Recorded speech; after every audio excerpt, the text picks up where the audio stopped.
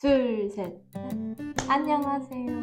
둘, 셋, 넷. 안녕. 오늘 할 거는 뭔가 예전부터 정보가 너무 많아. 이걸 어떻게 받아들여야 되는지 모르겠어. 이거를 메인으로 잡고 얘기를 해보고 싶었는데 그냥 같이 수다 떠는 개념. 좋아요. 그래서 넷플릭스 구독하십니까? 넷플릭스, 티빙, 유튜브 프리미엄. 여기 아주 고관여자. 까지. 근데 난 일단 쿠팡은 구독해. 아 근데 그것도 있지. 뭐 미리 캠퍼스나 어도비. 그리고 블루. 블로. 블루. 이거 후자입니다. 블루가 진짜. 구독 경제라는 것 자체가 정의는 신문처럼 매달 구독료를 내고 필요한 물건이나 뭐 서비스를 받아 쓰는 경제 활동. 근데 최근에는 이런 뭐 그냥 디지털 플랫폼 말고으로도 구독 많이 받아보고 원래 구독하면 옛날 구독하면 신문 같은 거 받아보는 그런 개념이 그치. 우유. 응 맞아. 그거 가장 크잖아. 근데 요즘에는 이제 공유 경제랑 이렇게 뭐 어쩌고 해가지고 되게 비싼 것도 렌탈한다고 하더라고. 막 구독하고. 명품 옷 같은 거 그냥 렌탈해서 한 번 입고 그냥 그러면 구독 시장 왜 만들어졌을까요? 꾸준히 뭔가 필요하기 때문에 그 니즈를 맞춰주려고. 맞춰주기 때문에 주고 싶어. 학과 입장에서는 꾸준한 수입원이 필요하니까 그런 거에서 니즈가 맞지 않았어요. 그래서 구독의 장점을 보면 콘텐츠 같은 경우엔 광고에 의존하잖아. 뭐 네이버나 아니면 뭐 유튜브도 원래는 그치 SNS 같은 경우에는 콘텐츠가 광고 수입가 주 수익원인데 맞아요. 그게 사실 어디에 기대는 수입원이잖아. 주 수입원이지만 그래서 안정적인 이제 고정 수입원이 필요한데 그러기엔 구독료가 너무 좋은 거고 그리고 고객을 못 빠져나가게 할 수 있는 효과도 있고 왜냐면 고관여자가 되는 거니까 돈을 주고 서비스를 이용하는 만큼 그리고 그래서 가벼운 고객을 오히려 제거할 수 있다는 단점도 있지만 그만큼 그 가벼운 고객도 몰입하게 만들 수 있다. 전환의 가능성이 있다. 근데 너무 편하잖아. 한번 해보면 끊기도 잘 끊을 생각을 안 하고. 맞아. 그리고 이게 사실상 큰 금액이 아니잖아. 맞아. 그러니까 막 한 달에 50만 원씩 나가. 그러면은 많이 고민하고 또 그걸 구독할 때 약간 월세 개념으로 고민을 하겠지만 이 10,000원 혹은 몇천 원 수준이니까 그렇게 심각하게 고민하고 그러진 않아. 그치, 단점은 뭐가 있을 것 같아? 구독 경제의 단점? 단점? 모르겠어. 단점이 뭐가 있을까? 내가 단점을 못 느끼지. 구독 경제. 일단은 그러면은 예시를 들어보면서 말을 할게요. 일단 유튜브도 구독을 하죠. 아까 말했던 유튜브 프리미엄.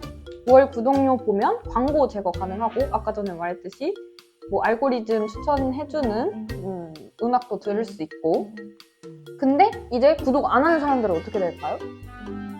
광고를 더 많이 보게 되는. 그치. 일단은 기본적으로 원래 옛날에 우리 광고 하나 봤던 거 기억나? 근데 이제는 2개 봐야 되고 원래는 뭐 3초 지나면 넘길 수 있었는데 그것도 5초로 바뀌고 막 점점 아예 막 8초 다 봐야 되는 광고 생기고 맞아. 중간에 광고 껴지고 막 이런 거 엄청 많아졌잖아요. 중간에 광고가 생겼다. 그리고 광고 이제 스킵도 못해 나중에는. 그래서 이런 변화가 나왔고 그러니까 원래는 이 불편함이 다들 겪고 있는 불편함이기도 했는데 오히려 더 부각된 거 아닌가 라는 생각도 좀 오히려 알려주는 거지 이거 불편한 거야 라고 알려주는 거 같기도 했다. 그리고 인스타그램이랑 페이스북, 메타는 어떻게 바뀌냐면 일단 이미 특정 국가 유료화가 됐어. 진짜? 스위스랑 어떤 일부 국가거든? 유럽과 일부 지역에 이제 선택적으로 나타났거든? 근데 그 국가의 공통점이 광고에 걸 수 있는 그 수익이 좀 법적으로 제한되어 버린 그 국가 자체에서 그 광고를 법적으로 막아버린 거야. 그러니까 어느 정도 그 이유가 이제 이 사람들이 너무 정보를 빼가면 안 되니까 좀 걸어놨었나 봐. 그래서 구독을 하게끔 오히려 다른 수입원이 필요하니까. 근데 진짜 잘 생각해봐. 정보가 빠져나가면 안 되잖아. 근데 구독을 하잖아? 그럼 내가 내 돈을 주고 거기다가 내 정보도 파는 거다. 그치, 내 카드 정보나 그니까. 이런 거나 다 입력이 되니까. 이게 시작이 됐다는 거는 좀 괜찮거나 큰 문제가 없으면 다른 나라에도 이제 도입을 하겠다 이 말이잖아. 또 우리도 이제 돈을 주고 인스타그램이나 그런 거를 쓰게 되는 상황이 올 수도 있다. 트위터는 어떻게 되냐면 트위터는 더 폐쇄적인 게 아예 트윗을 할 수 있는 개수를 제한해버리거나, 나 정확히 근데 트위터를 안 해서 확실하게는 모르는데 비회원인 경우 게시물 비공개. 그러니까 뭘 못 보는 거야. 궁금해도 이거 못 보고. 트윗 개수를 제한해서 구독료 미납 시 사용성 하강.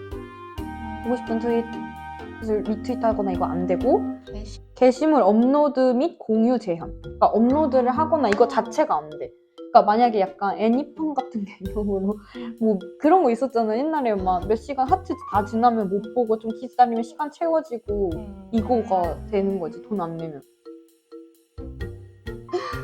근데 이건 전략이 좀 잘못된 것 같다는 생각이 드는데. 근데 그래서 고관여자가 아닌 사람들이 많이 빠져나갔대. 그럴 것 같아. 그치?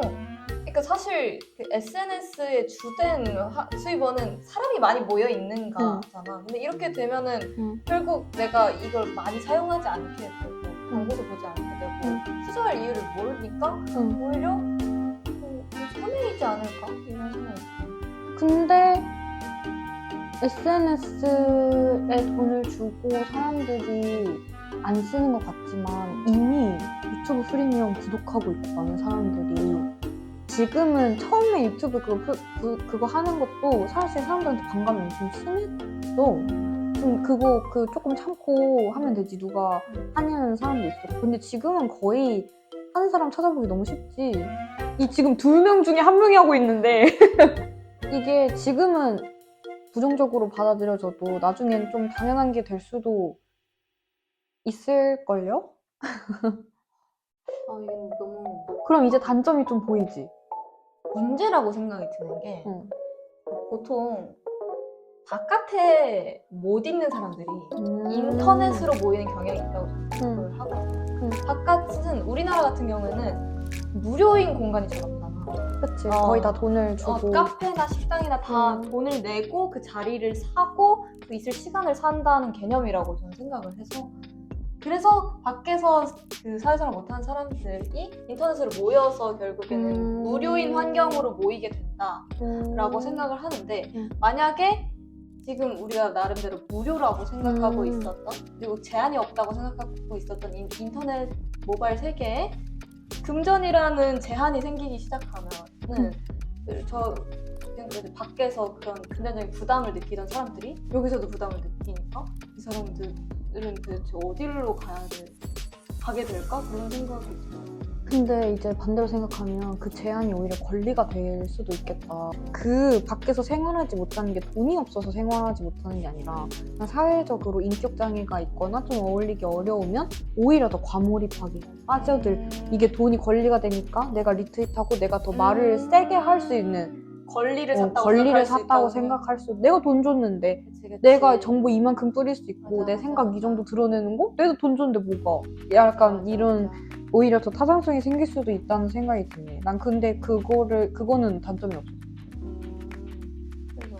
그래서 이걸 이 얘기를 이렇게 예전에 셜록 홈즈 그 건축가 유튜브 보면서 밖에서 금전적인 뭐 집을 못한 사람들이 그 인터넷 세상에 모이게 된다 이런 식으로 얘기를 들었어가지고 이런 게 생긴 그 사람들은 어디 가냐 여기는 이거고 나는 그 사람들이 돈을 주고라도 또 이상한 소리를 할 거다라고 이제 말을 하게 된 거네. 근데 이건 좀 더 맞는 말이야. 근데 어느 방향으로 갈지는 아직 오지 않은 미래니까.